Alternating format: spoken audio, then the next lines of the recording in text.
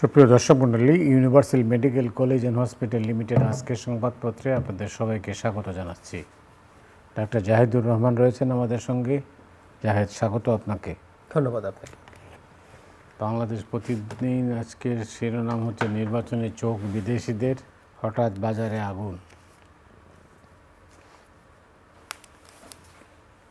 মানবজমিন জুলাই সনদ, দ্বিধায় দলগুলো, পথ খুঁজছে কমিশন, পাথরখেকোদের বিরুদ্ধে দুদকের অভিযান। কালের কণ্ঠ, কেশর গ্যাং বেপরোয়া, সশস্ত্র বাহিনী রুখে দেবে আরেকটি ১/১১ ষড়যন্ত্র। আমার দেশ, রাজনৈতিক ঐক্যমত্যে সাদা পাথর লুটপাট, ক্ষমতা হস্তান্তর করতে আমরা প্রতিশ্রুতিবদ্ধ। কালবেলা অস্থির শিক্ষা প্রশাসনে, প্রকাশ্যে 5 গ্রুপ, জনগণের হাতে ক্ষমতা ফিরিয়ে দিতে আমরা প্রতিশ্রুতিবদ্ধ। সময়ের আলো, রিস্ক বেশি, রেটও বেশি। ফেব্রুয়ারিতে ভোট আয়োজনে আমরা কঠোর পরিশ্রম করছি, প্রধান উপদেষ্টা। খবরের কাগজ, বিএনপির ফ্রন্টলাইনে নিষ্ক্রিয় বিতর্কিতরা, তৃণমূলে ক্ষোভ। বাংলাদেশের মানবাধিকার স্থিতিশীল, উদ্বেগও আছে। আলোকিত বাংলাদেশ, জনগণের হাতে ক্ষমতা হস্তান্তরে আমরা প্রতিশ্রুতিবদ্ধ। সুস্থতা কামনায় শুক্রবার দেশব্যাপী দোয়া মাহফিল, খালেদা জিয়ার ৮০তম জন্মবার্ষিকী কাল। করতোয়া তিস্তার পানি বৃদ্ধি অব্যাহত, জনগণের হাতে ক্ষমতা হস্তান্তরে আমরা প্রতিশ্রুতিবদ্ধ। জুলাই সনদ নিয়ে একটা খবর আছে। জুলাই সনদ নিয়ে রাজনৈতিক দলগুলোর মধ্যে দ্বিধাদ্বন্দ্ব আছে। এখনও তারা একমত হতে পারেন নাই। এর মধ্যে আবার এনসিপির তরফে খুব কড়া ভাষায় বক্তব্য রাখা হয়েছে। বলা হয়েছে যে জুলাই সনদ সহ এই সব কিছু বকেয়া যা আছে সব না মিটিয়ে অন্তর্বর্তী সরকারে যাওয়ার কোনো সুযোগ নেই। খুবই গুরুত্বপূর্ণ। আমি এনসিপির আহ্বায়ক গতকাল একটা প্রোগ্রামে খুবই শক্ত ভাষায়, এবং আমরা নাহিদ ইসলামের বক্তব্যকে গুরুত্ব দিয়ে দেখব। আমি এই কারণে দেখব বলছি, শুধু আহ্বায়ক বলে না, নাহিদ ইসলাম অনেকের মতো জাস্ট রেটরিকলি কথা সাধারণত বলেন না। তিনি চিন্তা করে, বিচার বিবেচনা করে কথা বলেন। তার মানে উনি এটা মিন করেছেন। এবং উনি এটাও বলেছেন যে জুলাই ঘোষণাপত্রে আমরা ছাড় দিয়েছি, বা 1 বছর যাবত আমরা অনেক ছাড় দিয়েছি, আমরা এটাই আর ছাড় দেব না। এবং এটা তো শুধু সরকার যেতে পারবে না তা না, এটা না করে কেউ ক্ষমতায় আসতেও পারবে না। সো খুবই কঠোর ভাষা। এখন উনি কেন বলছেন, উনি আসলে কি মিন করতে চান? এখন জুলাই সনদ নিয়ে প্রবলেম যেটা, সরকার যে সনদটা প্রপোজ করতে যাচ্ছে এর মধ্যে এমন অনেক জিনিস সরকার ইনক্লুড করতে চায় যেগুলো সব দল একমত হয়নি। এটা হওয়া একেবারেই উচিত হয় না। একটা সনদ হবে, সেটা যতটুকু হয় ততটুকু একমত হয়ে ততটুকু নিয়ে কথা হবে। বাকি যা হয় নাই, যারা মনে করে হওয়া উচিত, সেগুলো তারা নির্বাচনী ম্যানিফেস্টো করবে। সব বিষয়ে তো একটা দল একমত নাও হতে পারে, এটাই। এবং সেটা আবার দিতে হবে। এখন দেওয়ার ফলে যেটা হয়েছে, কিছু জায়গায় কোনো দল নোট অফ ডিসেন্ট দিয়েছে। আমি এই নোট অফ ডিসেন্ট দেওয়াটাকেও খুবই প্রশংসা করি, কারণ জাস্ট একবার মেনে নিলাম, তারপরে আমরা ক্ষমতায় গেলে শুনবো না, করবো না, এই কাজটা করেনি। তারা সৎভাবে আগে জনগণকে জানিয়েছে আমি কিন্তু এটা করব না। এখন একই কথা, এই না করা জনিত কারণে, তার করতে না চাওয়ার কারণে, ইচ্ছের অভাবের কারণে যদি কেউ মনে করে সেই দলকে ভোট দেবে না, বা যারা মনে করে সংস্কারগুলো হওয়া দরকার, তারা জনগণকে এটা চোখে আঙুল দিয়ে দেখিয়ে দেওয়া দরকার যে এই দলটা এটা করছে না। এখন সমস্যা হচ্ছে ঐক্যমত্য যতটুকু হবে সেটা কিভাবে কার্যকর করা হবে। এখন ইনফ্যাক্ট এই দফায় আবার যে ঐক্যমত্য কমিশন বসতে যাচ্ছে, তারা সম্ভবত এখন এই আলোচনাটা সামনে আনবেন। নানান আলাপ আছে, গণভোটের মাধ্যমে করা হবে কিনা, রাষ্ট্রপতি কোনো একটা ঘোষণার মাধ্যমে হবে কিনা। কারণ কনস্টিটিউশনাল অ্যামেন্ডমেন্ট কিভাবে করব, এটা নিয়ে তো আসলে প্রশ্ন থেকেই যায়। বেসিক নিয়ম হচ্ছে সংসদ লাগবে, আমাদের কনস্টিটিউশন অ্যামেন্ড করতে যে ফর্মে সংসদ লাগবেই, তো সেটা ছাড়া এটা করে শেষ করে যেতে হবে, এই বোধ আসলে কিভাবে সম্ভব আমি আসলে জানি না। এবং এটাকে আমার কাছে খানিকটা বাড়াবাড়ি মনে হয়। বাড়াবাড়ি কেন মনে হয়? এবং এই বাড়াবাড়ি করাগুলো আমাদের পলিটিক্যাল এনভায়রনমেন্টকে নষ্ট করবে। আমি খোলামেলা বলি, অনেকে যেটা বলছেন যে ক্ষমতায় আসলে যদি না করে, তাত্ত্বিকভাবে ধরে নেই, আমাদের পপুলার পারসেপশন হচ্ছে বিএনপি ক্ষমতায় আসবে যদি ভালো নির্বাচন হয়। আচ্ছা, বিএনপি এটা কার্যকর করবে না? আমরা যদি খেয়াল করি, বিএনপি এই যে একটু আগে আমরা বলছি সে নোট অফ ডিসেন্ট দিচ্ছে, সে যেটা করবে না সেটা কিন্তু নিচ্ছে না, সে ততটুকুই নিচ্ছে যতটুকু সে করবে। তো বিএনপি করবে না এই সন্দেহটা কেন আসে? আগে এগুলো ছিল না। আগে কিন্তু সব দল বিরাট সব ম্যানিফেস্টো দিয়ে শেষ করতো। এই যে ঘন্টার পর ঘন্টা ফাইট করে তারা তাদের মতো করে সবকিছু নিশ্চিত করার চেষ্টা করেছে, এতেই আমি মনে করি এগুলো হয়ে যাবে। এবং এই আস্থার জায়গাটুকু আমাদের নষ্ট করা একেবারেই ভুল হবে। কেউ কেউ বলছেন, আমি অবাক হয়ে গেছে, যে অর্ডিন্যান্স দিতে হবে, এগুলো এগুলো করবে। মানে সংবিধান হলো মাদার ল, আপনি একটা আইন, অর্ডিন্যান্স তো আসলে সংসদের অনুপস্থিতিতে একটা আইন, সেই আইন করে আপনি আবার বলে দিচ্ছেন এটা করতে হবে। আপনি এটা আইন করলেই কি হবে? অর্ডিন্যান্স তো পরবর্তী সংসদে পাস হতে হবে। তো কথার কথা, আপনি যদি বিএনপিকে অবিশ্বাস করেন, বিএনপি ওই অর্ডিন্যান্স তো পাস নাও করতে পারে। তো অদ্ভুত সব কথাবার্তা। এই জন্য আমার একটা ধারণা আছে, আমার ধারণা হচ্ছে এগুলো আসলে কেউ খুব বেশি মিন করে বলছেন তা না। তাইলে পলিটিশিয়ানরা, পলিটিক্যাল পার্টিগুলো রেটরিক ব্যবহার করে। ধরুন এখন মাঠে যেহেতু আওয়ামী লীগ নেই, জামায়াত এবং এনসিপি যদি পার্টিসিপেট না করে তাহলে তো একটা সংকট হতে পারে। মানে তখন মাঠে বিএনপি, তার সাথে অ্যালাইন্ড দল ছাড়া তো আর কেউ নেই, ওই নির্বাচন কি অ্যাকসেপ্টেবল হবে? ফলে তারা সম্ভবত, আমি নিশ্চিত নই, কিন্তু আমার অ্যানালিসিস বলে, একজন বিশ্লেষক হিসেবে আমার মনে হয় তারা বিএনপি, এই যে ইলেকশন হবে কি হবে না, এই চাপ যদি বিএনপির উপর তৈরি হয়, এনসিপি বিএনপির কাছ থেকে কোনো আলোচনা চালিয়ে থাকতে পারে, কোনো বেটার লেভারেজ তারা চাইতে পারে, সেগুলো তারা হয়তো চাইছেন। এটা ওইসব কারণেই চাপটা তৈরি হচ্ছে বলে আমি ধারণা করি। ওদিকে আপনার প্রফেসর ইউনূস সাহেব বলেছেন যে জনগণের হাতে ক্ষমতা হস্তান্তরে প্রতিশ্রুতিবদ্ধ তারা। উনি বলছেন এবং খুব কঠোরভাবে বলছেন। আমিও ব্যক্তিগতভাবে মনে করি প্রধান উপদেষ্টা যখন যেভাবে বলেছেন, উনি হয়তো একটু দেরি করেছেন, নির্বাচনের ঘোষণাটা একটু আগে হলে ভালো হতো, কিন্তু উনি ওনার যে বক্তব্য ছিল সেটা থেকে উনি এখন পর্যন্ত সরেননি। মানে চাপের পরও উনি ডিসেম্বর থেকে একদম জুন পর্যন্ত যেটা বলছিলেন, তারপরে এপ্রিল বললেন, ফেব্রুয়ারি, এবং ফেব্রুয়ারিতে ইলেকশন ঘোষণা করে দিলেন। সো উনি এই জিনিসটা ক্লিয়ার করছেন। আমার ধারণা যে উনি এই মেসেজটা আসলে দিতে চান, কারণ শুধু এনসিপি না, জামায়াতে ইসলামীও এখন উদ্ভট, আমি একদম শব্দটা আবারও বলছি, উদ্ভট এক দাবি নিয়ে আবার মাঠে নামছে, লোয়ার হাউসের প্রপোর্শনাল রিপ্রেজেন্টেশন। মানে আমরা এই আলাপ লোয়ার হাউস নিয়ে ছিল, কিন্তু এই 5 আগস্ট পরবর্তী সময়ে যখন প্রাথমিকভাবে সংবিধান সংশোধন কমিশন হলো, সেখানেও লোয়ার হাউসের প্রপোর্শনাল রিপ্রেজেন্টেশন হবে এই আলাপ ছিল না। সবাই একমত হয়েছিল একটা স্থিতিশীল সরকারের জন্য আসলে অবশ্যই এটা ফার্স্ট পাস দ্য পোস্ট থাকবে, এবং ভোটের গুরুত্ব যেহেতু আছে এই বিবেচনা করে সবাই আবার চিন্তা করলেন, তাহলে আমরা যে আপার হাউসের কথা বলছি সেখানে আমরা প্রপোর্শনাল রিপ্রেজেন্টেশন করি। কিন্তু জামায়াত আবার দেখা যাচ্ছে এখন লোয়ার হাউসের কথা বলছে, ইসলামী আন্দোলন বলছে। সো নির্বাচন নিয়ে এক ধরনের আনসার্টেনিটি তৈরিরও যখন চেষ্টা আছে, আমি ধারণা করি প্রধান উপদেষ্টা এই জিনিসগুলো জনগণকে জানাতে চাইছেন যে তিনি তার জায়গায় কঠোর আছেন। উনি দেশে এত কথা বলেন না, উনি রাদার বাইরে একটু বেশি কথা বলেন এসব নিয়ে। তো আমি ধারণা এই মেসেজটা তিনি তার জায়গা থেকে জনগণকে দিতে চাইছেন যে অন্যরা যত যাই করুক, আমার সদিচ্ছা আছে, আমি ইলেকশনটা করব। এখন পর্যন্ত এই অবস্থায় আছে। ওইদিকে আপনার নির্বাচনে চোখ বিদেশিদের, এটা বাংলাদেশ প্রতিদিনের শিরোনাম।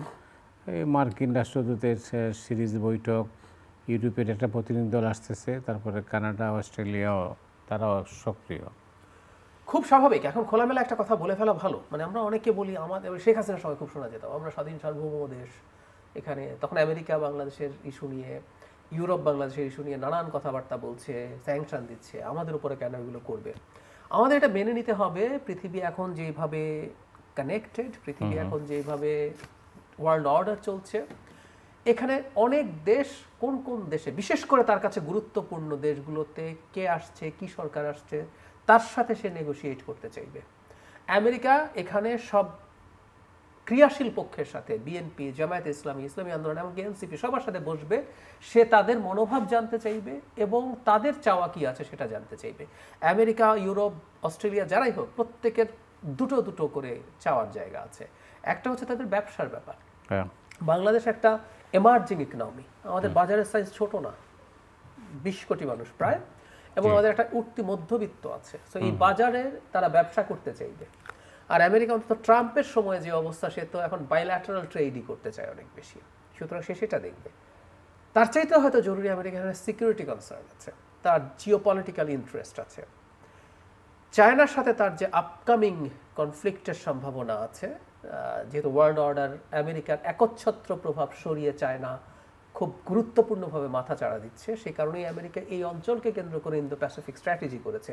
একটা খুবই ইন্টারেস্টিং বিষয় হচ্ছে, ধারণা করা হচ্ছিল ইন্দো প্যাসিফিক স্ট্র্যাটেজি যেহেতু ডেমোক্র্যাটদের এবং বাইডেনের সময় এসে এটা এইভাবে এফেক্টিভ হয়েছে, ট্রাম্প তার ক্যাম্পেইনে এটা নিয়ে তেমন কোনো কথা বলে না। অনেকে ভেবেছিলেন যে এটা থেকে ট্রাম্প প্রশাসন হয়তো অনেকটা সরে আসবে বা নিষ্ক্রিয় করে ফেলবে, কিন্তু না, আমরা খেয়াল করেছি আমাদের প্রধান উপদেষ্টা যখন মার্কো রুবিও তাদের পররাষ্ট্রমন্ত্রীর সাথে কথা বলছেন, আমাদের স্টেটমেন্ট এবং স্টেট ডিপার্টমেন্টের স্টেটমেন্টেও কিন্তু তারা ইন্দো প্যাসিফিক স্ট্র্যাটেজির কোঅপারেশন নিয়ে কথা বলেছেন। তার মানে ট্রাম্প প্রশাসন ইন্দো প্যাসিফিক স্ট্র্যাটেজিটাকে আপহোল্ড করছে। এই আপহোল্ড যখন করছে তখন এই জিনিসটা মাথায় আসতেই হবে আমাদের, যে আমেরিকার এখানে ইন্দো প্যাসিফিক স্ট্র্যাটেজি নিয়েও তার জিওপলিটিক্যাল ইন্টারেস্ট আছে। So America, Europe, other countries, আমরা অস্ট্রেলিয়ার কথা যদি বলি, অস্ট্রেলিয়ার রীতিমতো একটা সামরিক জোটে আছে কোয়াড ইয়ের সাথে, চায়নাকে কন্টেইন করার জন্য। আরেকটা সামরিক জোটেও আছে অকাস, অস্ট্রেলিয়া, ইউএসএ এবং ইউকে, যারা মানে ইউএসএ ইউকে মিলে তারা অস্ট্রেলিয়াকে নিউক্লিয়ার সাবমেরিন দেবে। সুতরাং এদের প্রত্যেকের এই ধরনের ইন্টারেস্ট আছে। চায়না তো আছেই, ইন্ডিয়ার আছে, প্রত্যেকে এখন চাইবে বাংলাদেশে ইলেকশন কেমন হচ্ছে, কারা আসছে, তার সাথে তাদের আন্ডারস্ট্যান্ডিং কি, তাদের নেগোসিয়েশন কি, সেটা করবে। আমাদের জায়গা থেকে উচিত হবে আমাদের নেগোসিয়েটগুলো করতে হবে। এবং আমরা সব সময় শেখ হাসিনার সময় একটা কথা বলতাম, একটা জনপ্রতিনিধিত্বশীল সরকার যদি থাকে তখন সে চেষ্টা করবে সবগুলো পক্ষের মধ্যে একটা ব্যালেন্সিং করে আমাদের রাষ্ট্র এবং আমাদের জনগণের স্বার্থ নিশ্চিত করা। অনেক ধন্যবাদ। আপনি জানেন যে মার্কিন যুক্তরাষ্ট্রের তরফে প্রতি বছরই একটা মানবাধিকার রিপোর্ট দেওয়া হয়। ওই রিপোর্ট যেদিন দেওয়া হয় সেদিন কাগজগুলোর শিরোনাম থাকে অন্য, সরকারের তরফে তো অন্যরকম একটা বক্তব্য থাকে, মার মুখো একদম, এবং মিথ্যা, বানোয়াট, কল্পকাহিনী, বাস্তবে মিলনি। এইবারই একটু ব্যতিক্রম। মানবাধিকার পরিস্থিতি স্থিতিশীল, আছে উদ্বেগ। খুবই সঠিক মূল্যায়ন আমি মনে করি। আমরা খুব বেশি খারাপ হয়ে গেছি তা না, কিছু কিছু জায়গায় একটু বেশি খারাপ হয়েছে, কিন্তু মোটা দাগে খুব বেশি খারাপ হয়ে যায়নি। এবং অবশ্যই উদ্বেগ আছে, বিশেষ করে আমি একটা ঘটনা উল্লেখ করতে চাই, এটাই মানবাধিকার প্রতিবেদনকে রিলেট করেই বলছি। দুজন মানুষকে পিটিয়ে হত্যা করা হয়েছে। মানে আমরা রংপুর অঞ্চলে এটা নতুন ঘটনা না, বাংলাদেশে আবহমান কাল থেকে আমরা কাউকে সন্দেহ করলে, কাউকে কোনো অপরাধের সময় হাতে নাতে ধরতে পারলে পিটিয়ে মেরে ফেলি। এখানে একটা খুবই বড় ডাইমেনশন আছে। এখানে পুলিশ গিয়েছিল এবং পুলিশ গিয়ে একটা পর্যায়ে পুলিশ সরে চলে যায়। যখন পুলিশ যায়, প্রাথমিকভাবে যদি এখানে কোনো পদক্ষেপ নেওয়া যেত হয়তো এই মানুষগুলোকে বাঁচানো যেত। ঠিক আছে, এই ঘটনা ঘটলো, কিন্তু আমি আপনাকে মানে আপনি দীর্ঘদিন সংবাদ মাধ্যমের সাথে কাজ করেন, সাংবাদিক হিসাবে, সম্পাদক হিসেবে, আপনি আমার সাথে অনেক বেশি জানেন। আজ পর্যন্ত এই ধরনের একটা মব লিঞ্চিং এর ঘটনায়, পিটিয়ে হত্যার ঘটনায় শেষ পর্যন্ত বিচার হয়েছে? হয়নি। আমি এটা মাইনিউটলি ফলো করি অন্তত 15 বছর। কখনো একটা মামলা হয়, কখনো কখনো দু একজনকে ধরে, আবার শেষ পর্যন্ত কিছু হয় না। আমরা যদি একটা দুটো দৃষ্টান্তমূলক শাস্তি দিতে পারতাম যে এটা করা যাবে না, ইটস আ ক্রাইম, এমনকি হাতে নাতে ডাকাতও যদি ধরে ফেলেন, মানে আমরা আবার হয় কি, এই দুজন তো অপরাধী ছিলেন না, তাই আমাদের অনেকের আবেগ খুব লাগে যে নিরপরাধ মানুষ মেরে ফেললো। কিন্তু আমাদের বুঝতে হবে ডাকাতও মারা যায় না, চোরও মারা যায় না, খুনিও মারা যায় না। কেউ একজন খুন করতে আমি দেখেছি, তাকে ধরে আমি পিটিয়ে মেরে ফেলতে পারি না, ফুল স্টপ। আমরা যদি স্টেট তৈরি করতে চাই এই ব্যাপারগুলোর বোঝাবুঝি লাগবে, নাহলে এটা স্টেট না, এটা মগের। আপনি জানেন 7 মাসে 111 জনের মৃত্যু হয়েছে। সো এই বিশেষ করে এই সরকারের সময় এই একটা জায়গায় আমি দেখছি, এগুলো আগেও ছিল, কিন্তু এই মব তৈরি হওয়া, মব এরকম কাজ করা, এগুলো বেড়েছে। এবং সরকারের এক ধরনের নিষ্ক্রিয়তা আছে। নারীদের ক্ষেত্রে মানবাধিকার লঙ্ঘনের ঘটনা আছে। ধর্মীয় সংখ্যালঘুর কথা বলছি শুধু না, সংখ্যালঘুদের উপরেও কয়েকদিন আগে আক্রমণ হয়েছে একটা মিথ্যা ফেসবুক স্ট্যাটাসের উপরে ভিত্তি করে। কিন্তু উইদিন ইসলামও, ইসলামের এক গ্রুপ আরেক গ্রুপের এই যে মাজার ভাঙা হচ্ছে, এরকম কতগুলো ঘটনায় সরকারের নিষ্ক্রিয়তা আছে। নাহলে আমাদের রিপোর্ট আসলে স্থিতিশীল না, আমাদের ইভেন ভালো হতে পারত আমি মনে করি। সরকার তারপরও মন্দের ভালো অবশ্যই। আর এটুকু আমরা অবশ্য যোগ করব, শেখ হাসিনা চলে যাওয়ার পর বাংলাদেশের যে পরিস্থিতি হবে বলে অনেকে আশঙ্কা করেছেন, ধারণা করেছেন, মানে এটা আমি নিজে একটু বলা জরুরি, মানে ব্যক্তিগতভাবে এই পরিমাণ শত্রুতা মানুষের সাথে তারা করেছেন যে আওয়ামী লীগের কত মানুষ হত্যাকাণ্ডের শিকার হন, এটা তারাও বলতেন। সেই অর্থে বাংলাদেশে কিছু হয় নাই। ওবায়দুল কাদের নিজে বলছেন যে কয়েক লাখ লোক মারা যাবে। মতি ভাই, 3 দিন দেশের সরকার ছিল না, কিচ্ছু হয় নাই সেই অর্থে। মানে আমাদের সব ডাকাতি, ব্যাংক, জুয়েলারি, মার্কেট সব ডাকাতি করলে কে তখন ঠেকাতো? আমি খুব অবাক হয়ে, আমাদের এগুলো হয়নি। বাড়িতে বাড়িতে ডাকাতি করলে তখন কে কি করতো? কোনো পুলিশ নাই, মিলিটারি অ্যাডিকুয়েট না, কি হতো? আমরা অসাধারণ, এই জিনিসগুলো মানুষের অসাধারণ ইতিহাস হয়ে থাকবে আমি মনে করি। সো আমরা শেখ হাসিনার পরবর্তী সময় হিসাব যদি করি, আমরা অনেক ভালোই আছি, ভালো করেছি। ধন্যবাদ। বহির্বিশ্বের খবর আপনি নিশ্চয়ই জানেন যে ভারত, চীন, রাশিয়া এবং এই নিয়ে সব উত্তেজনা চলছে তামাম দুনিয়াতে, বিশেষ করে ট্রাম্পের এই শুল্ক নিয়ে যে যুদ্ধ চলছে এর পরিণতিতে এই ডেভেলপমেন্ট আর কি খুব স্বাভাবিক। ইনফ্যাক্ট এই আলাপটা তো করা হচ্ছে, মানে ট্রাম্প যে শুল্কের কাজ করছেন এটা করে অন্য যাদের মধ্যে যোগাযোগ ছিল, জোট ছিল, সেগুলো যতটুকু শিথিল ছিল সেগুলো কারো কনসলিডেট করবেন। আমি 3 দেশকে সরিয়ে রাখি। ইউরোপের সাথে চায়নার একটা বিজনেস এবং স্ট্র্যাটেজিক এগ্রিমেন্ট হওয়া দীর্ঘদিন থেকে আলাপ হচ্ছিল, কিন্তু এটা স্লোড হয়ে যায় কারণ চায়নাকে তো কন্টেইন করতে চায় ওয়েস্ট। কিন্তু সেইটাই আবার বাড়ছে এখন, খুব স্বাভাবিক। আপনি ইউরোপের উপরেও যখন এইভাবে স্যাংশন দিচ্ছেন, তারা এখন চায়নার সাথে তার এই সম্পর্ক তৈরি করার চেষ্টা করবে। ইন্ডিয়ার উপরে যখন এই পরিমাণ চাপ ট্রাম্প তৈরি করছেন, খুব স্বাভাবিকভাবে সে তার অন্য পথ খুঁজতে যাবে, এটাই নিয়ম। আমাদের উপরে যখন চাপ দিয়েছে ইন্ডিয়া, আমরাও বিকল্প খুঁজতে গেছি। আর দিনের শেষে সবাই তো ব্যবসা করি, কেউ কাউকে তো চ্যারিটি করি না। সুতরাং এই কাজটা করছে। এখন পৃথিবীতে এই আলাপটা আছে, ট্রাম্প প্রকারান্তরে উনি দেখাচ্ছেন উনি বিশেষ করে চায়নার ব্যাপারে খুবই টাফ এবং উনি চায়নাকে সমস্যা করতে, কিন্তু উনি আদতে চায়নারই পারপাস সার্ভ করে দিচ্ছেন। কারণ প্রত্যেক, ধরুন এতদিন পর্যন্ত আমেরিকান সরকারগুলো, গত প্রায় 20 বছরের হিস্ট্রি আছে, ভারত তো আগে আমেরিকার মিত্র ছিল না, কিন্তু আমেরিকার মিত্র হলো, সেই নিউক্লিয়ার ডিল করলো, সেই আমেরিকা তাকে এই জায়গায় আস্তে আস্তে ধাপে ধাপে নিয়ে আসলো, এলাই বানালো। কেন? সে চায় চায়নার বিরুদ্ধে একটা কাউন্টার ফোর্স এখানে তৈরি হোক, চায়না যাতে তার নিজের ঘরের উঠোনেই চ্যালেঞ্জের মুখে পড়ে। নিয়মটা এটা, আপনি যদি ঘরের মুখেই চ্যালেঞ্জে থাকেন, আপনি গ্লোবাল ডমিনেন্সে মনোযোগ কম দিতে পারবেন। এগুলো কতগুলো স্ট্র্যাটেজিক ইস্যু। তো সেই ভারতকে আপনি যখন নিজের কাছে রেখেছেন, ছাড় দিয়েও রেখেছেন, এমনকি বাইডেন প্রশাসনের সময় রাশিয়া থেকে তেল কেনা ইন্ডিয়ার উচিত হয়নি, আবার বাইডেন ছাড় দিয়েছেন দুটো কারণে, ওকে তো আমার লাগবে। প্লাস বিশ্বে যদি তেলের বাজার অস্থিতিশীল হয়ে যেতে পারে, যদি রাশিয়ার তেল একদম বাটার না যায়, সো দেখেও এক ধরনের না দেখার ভান, ভারত আনো দাও কিছু, আমি একটু উপরে উপরে সমালোচনা করব। কিন্তু ট্রাম্প এসে যখন এখন ভারতের উপর এই পরিমাণ টাফ অবস্থা, 50% ট্যারিফ যদি শেষ পর্যন্ত থেকে যায়, ভারতের ডিজাস্টার হয়ে যাবে। এখন সর্বশেষ সময়টার পরও যদি থেকে যায়, সর্বশেষ আপনি জানেন 5 বছর বন্ধ থাকার পরে ভারত এবং চীনের মধ্যে ওই বিমান যোগাযোগ চালু হচ্ছে। নিশ্চয়ই, আমি সেটাই বলছি যে এখন অনেক তাদের এই অগস্টে লাস্ট আলোচনা আছে, সেটা যদি সুরাহা হয় ঠিক হবে, না হয় এটা যদি থেকে যায়, এখন আপনি তো প্রকারান্তরে ভারতকে টিকে থাকতে হবে।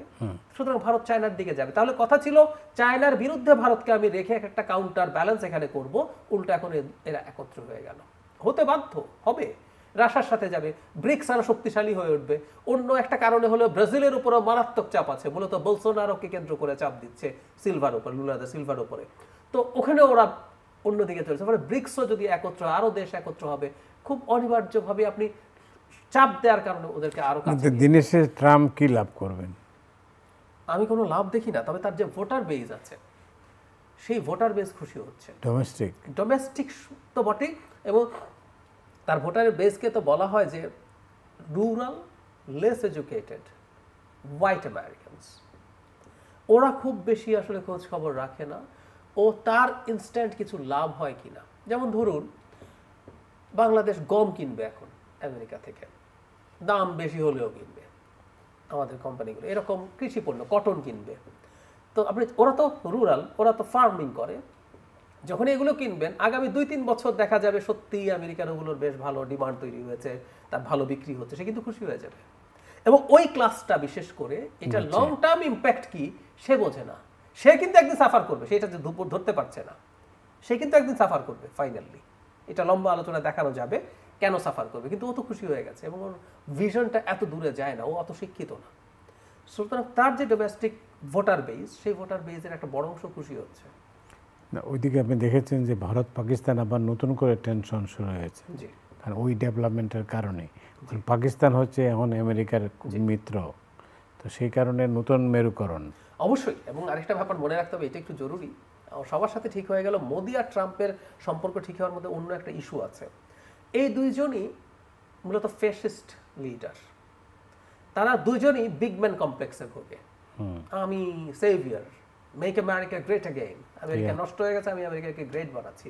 আরেকজন 56 ইঞ্চি বুকের ছাতি, উনি ইন্ডিয়াকে এটা বানিয়ে ফেলবেন, সেটা বানিয়ে ফেলবেন।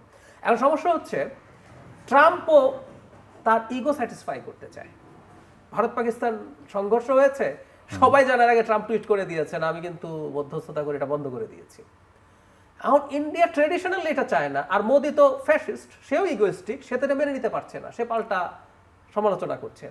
ট্রাম্প তুমি রাশিয়া থেকে তেল কেন ট্রাম্প তার স্টাইলেই করছে। এখন মোদি কি হচ্ছে, সে ইগোইস্টিক, সে বিরাট তালিকা দিয়ে দিয়েছে তুমি তো এটা কেন। সো এই সংকটগুলো এই দুই নেতার মধ্যে রয়ে গেছে এবং ব্রিলিয়ান্টলি পাকিস্তান এখানে আসলে খুব সুন্দরভাবে ঢুকে গেছে।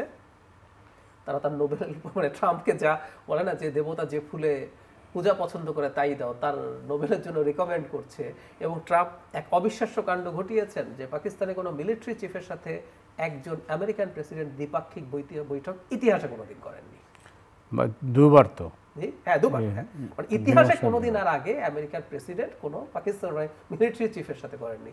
সো পাকিস্তান এখানে খুব সুন্দর মতো, এবং পাকিস্তান তার বিনিয়োগের জন্য আমেরিকাকে ডেকে নিচ্ছে, তার তেল খনি পাওয়া গেছে বলে ট্রাম্প নিজেই জানিয়েছেন যেখানে আমেরিকা ইনভেস্ট করবে, এবং মোদিকে খোঁচাও দিয়েছেন যে তুমি রাশা না, তুমি রাদার পাকিস্তান থেকে তেল কিনো, ওখানে আমরা তেল খনি করছি। পাকিস্তান এখানে কি গেইন করবে? পাকিস্তান আপাতত যে গেইন করবে আমি মনে করি যে ভারতের উপর থেকে যদি আমেরিকার সাপোর্ট চলে যায় তাহলে ভারত আসলে খুব বড় বিপদে পড়বে, কারণ তার অর্থনীতির উপরে চাপ তৈরি হবে। এখন সে চায়নার সাথে যতই সম্পর্ক তৈরি করুক, চায়না কিন্তু পাকিস্তানকে ছেড়ে দেবে না। সুতরাং পাকিস্তান যে চায়নার সাথে অ্যালাইন ছিল, দীর্ঘ আলোচনা, এই যে রাফাল ফাইটার ডাউন করলো, এটা শুধু চাইনিজ ফাইটার না, চায়নার আরও অনেক ইন্টেলিজেন্স সহ অনেক কিছু ইনভলভড এখানে ছিল বলে বলা হচ্ছে। সো চায়না কোনোদিনও লং টার্মে পাকিস্তানকে হারাবে না। তাহলে পাকিস্তানের নিজস্ব অ্যালাই চায়না ছিল, চায়না থেকে গেল। ভারত রাদার তার খুব গুরুত্বপূর্ণ একটা অ্যালাই হারালো, যদি পারে সেটা লং টার্মে, যদি আমার ভিন্ন আন্ডারস্ট্যান্ডিং, ভারত আমেরিকার এই ঝামেলা মিটে যাবে। মানে এটা দুই পক্ষই কেউ কাউকে এই অবস্থায় রাখতে পারবে বলে আমার মনে হয় না লং টার্মে। হয়তো সাম মান্থস বা সর্বোচ্চ ট্রাম্পের টেনিওরটাই হতে পারে, এটা থেকে হয়তো সরে আসবে। পাকিস্তান গেইন করছে এইভাবে। পাকিস্তান এখন নতুন করে, পাকিস্তান যেহেতু আমেরিকা সরে যাচ্ছিল, নতুন করে সাহায্য পাবে। তা আমেরিকার প্রচুর মিলিটারি হার্ডওয়্যার পাকিস্তানের আছে, F-16 তাদের আছে, এগুলো আপগ্রেডেশন সে চাইছিল, এগুলো সব হয়তো পাকিস্তানকে আস্তে আস্তে তারা দেবে, সাহায্য বাড়াবে। ট্রাম্প তো খুশি যদি হয় সে অনেক কিছুই দিয়ে দিতে পারে। সময়টা খুবই ইন্টারেস্টিং, দেখা যাক কি দাঁড়ায়। অনেক ধন্যবাদ আপনাকে। দর্শক মূল্য আজ রাতের মতো এখানে বিদায় নিচ্ছি, আগামীকাল আবার দেখা হবে। শুভরাত্রি।